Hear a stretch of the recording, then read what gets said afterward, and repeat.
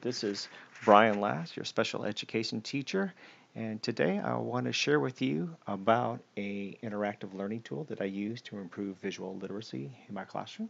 So, some of the things I've noticed is that some of my students they really struggle to pay attention for even a short period of time, and so the, as a special education teacher, you have to find ways to be able to get them to pay attention um, and to be able to learn what their a new subject or a new word or a new anything that's new that takes time to learn.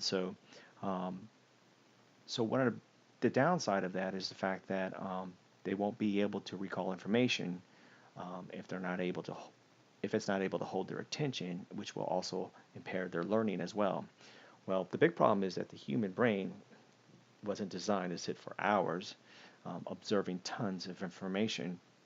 So um, our brain was designed to pay attention to sudden dramatic changes and to simply ignore or monitor subtle differences. So as a classroom teacher, one of the battles that I constantly face is trying to keep their attention. So, um, so one of the things that I've had to come up with is designing and using infographics.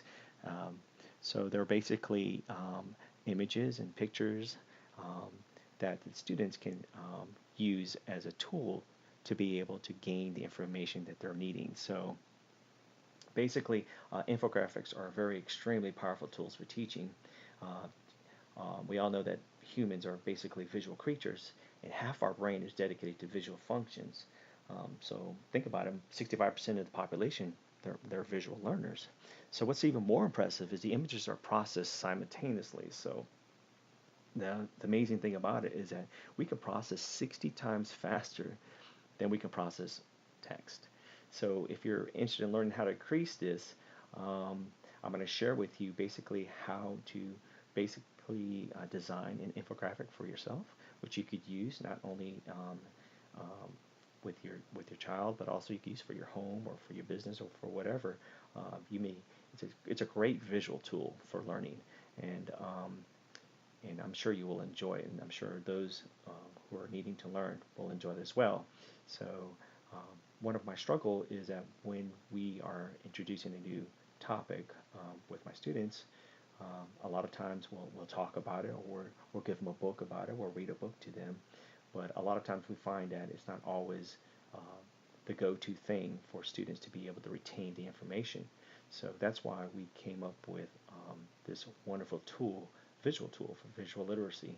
And so we created this infographic so that the students can actually analyze it and pretty much retell what they see and if they can describe um, what it's communicating, what it's speaking. So those are some of the things that we are getting from our students. So, but here are some ways that we actually use our infographic um, for learning how to brush your teeth.